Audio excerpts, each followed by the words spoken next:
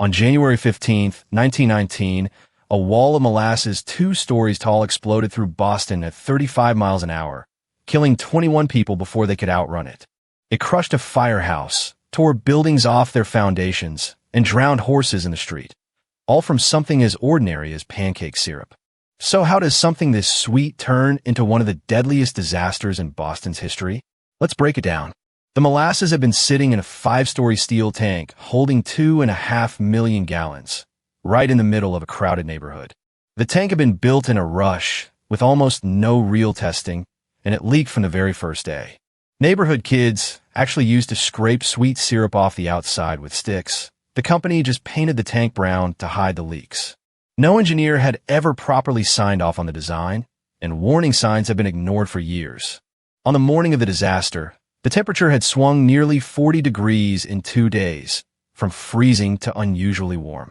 That sudden warmth woke up fermentation gases trapped inside the molasses, and pressure started building fast. At noon, without warning, the tank's steel rivets shot out like bullets, and the walls ripped wide open. Witnesses said the ground shook and the sound echoed through the streets like machine gun fire. A 25-foot wave of molasses roared outward, moving faster than most people can sprint. It tore an elevated train's steel support beams clean off the ground and flattened nearby buildings. Horses, delivery wagons, and even a loaded freight car were swallowed up in seconds.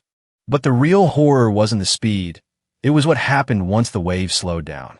As it spread, the molasses thickened, and people caught in it became stuck like flies on paper. Rescuers said reaching survivors felt like wading through wet cement, fighting for every single step. It took 4 full days of searching before the last victim's body was finally recovered. By the end, 21 people were dead and about 150 more were injured.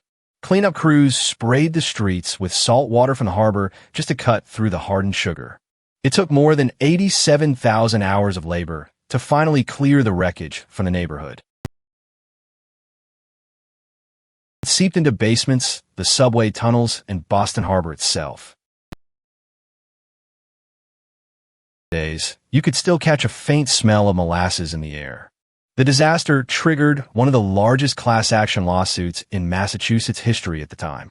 Investigators found the company had ignored the leaks, skipped basic safety tests, and never had a qualified engineer approve the tank. The company was forced to pay out damages worth millions of dollars in today's money. That ruling changed how America builds things. For the first time, engineers were required to sign off and stamp blueprints before construction. So the next time you see a building inspection sticker, you're looking at a rule that exists because of a flood of molasses.